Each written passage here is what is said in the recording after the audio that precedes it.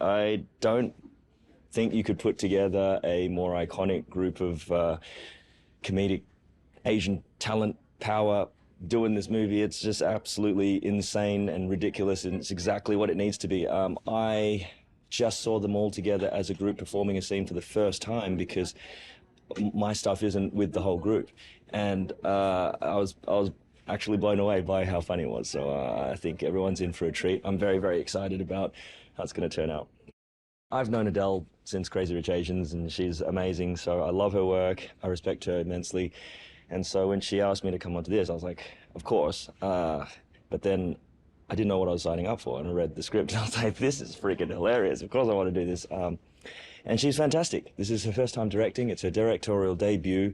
And I spoke to her beforehand, and she was like, oh, no, I'm not nervous. I know what I'm doing. And she absolutely does. She's down there like a pro. And the footage that we're getting is amazing. And I think it's going to cut together to make a ridiculous film. So I think she's doing a fantastic job. Good work, Adele.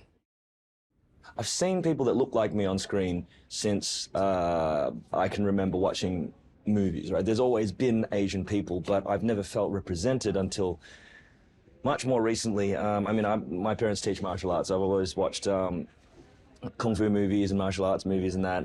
But I found myself turning to Asian cinema when I was in my formative years to find representation and find men on screen that I could aspire to be like, because I didn't find that in a lot of the Western media that I was consuming.